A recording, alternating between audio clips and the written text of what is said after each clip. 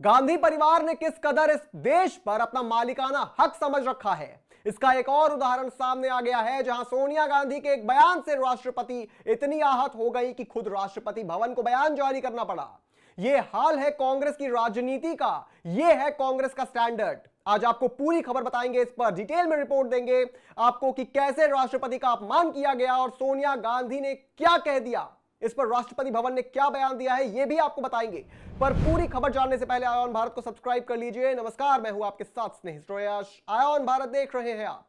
18वीं लोकसभा के बजट सत्र का आज पहला दिन था। राष्ट्रपति द्रौपदी मुर्मू ने संसद के दोनों सदनों लोकसभा और राज्यसभा के ज्वाइंट सेशन में 50 मिनट का अभिभाषण दिया।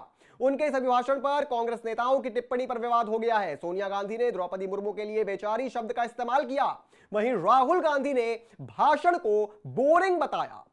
सोनिया गांधी ने अंत में कि राष्ट्रपति बहुत थक गई थी, बेचारी वह मुश्किल से बोल पा रही थी।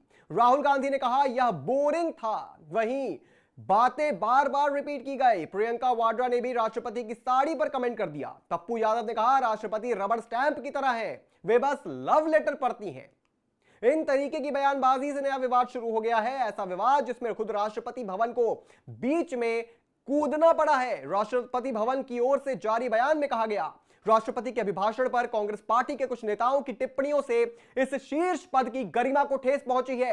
राष्ट्रपति भवन ने बयान में कहा कि संसद में माननीय राष्ट्रपति के अभिभाषण पर मीडिया को प्रतिक्रिया देते हुए कांग्रेस पार्टी के कुछ प्रमुख नेताओं ने ऐसी टिप्पणियां की जिससे स्पष्ट रूप से उच्च पद की गरिमा को ठेस पहुंची है और इसलिए यह अस्वीकार्य है। इन नेताओं ने कहा है कि अंत में राष्ट्रपति बहुत थक गई थी और वे मुश्किल से बोल पा रही थी। राष्ट्रपति भवन ने इस टिप्पणी को सत्य से परे बताया और कहा कि राष्ट्रपति किसी भी समय थकी हुई नहीं थी। असल में उनका मानना है कि हाशिए पर पड़े समुदाय, महिलाओं और किसानों के लिए बोलना, जैसा कि वह अपने संबोधन के दौरान कर रही थी, कभी भी थकाऊ नहीं हो सकता।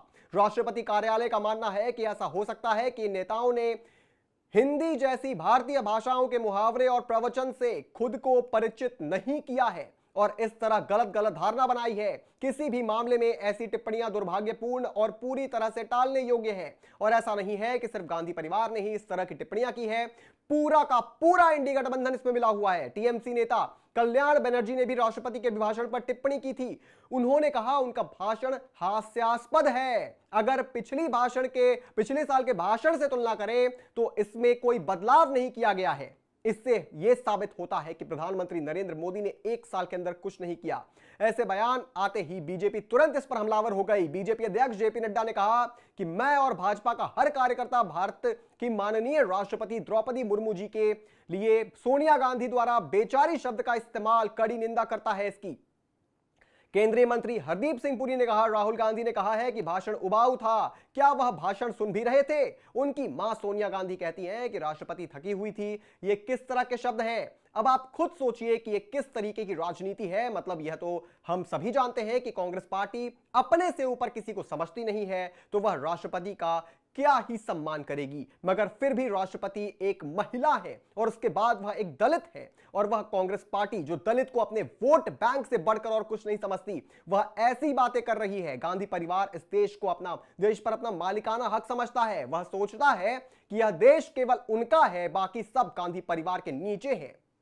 सोनिया गांधी, जिन्होंने केवल गांधी परिवार को शासन करते हुए देखा है, वो यह समझती हैं कि अब तक देश पर गांधी परिवार का ही राज है। राष्ट्रपति जो कि राजनीति से बड़े होते हैं, वो इस देश के सर्वोच्च नागरिक होते हैं। उनके लिए इस तरह की शब्दावली का इस्तेमाल करना देश के सम्मान पर ठेस पहुंचाने जैसा नहीं है।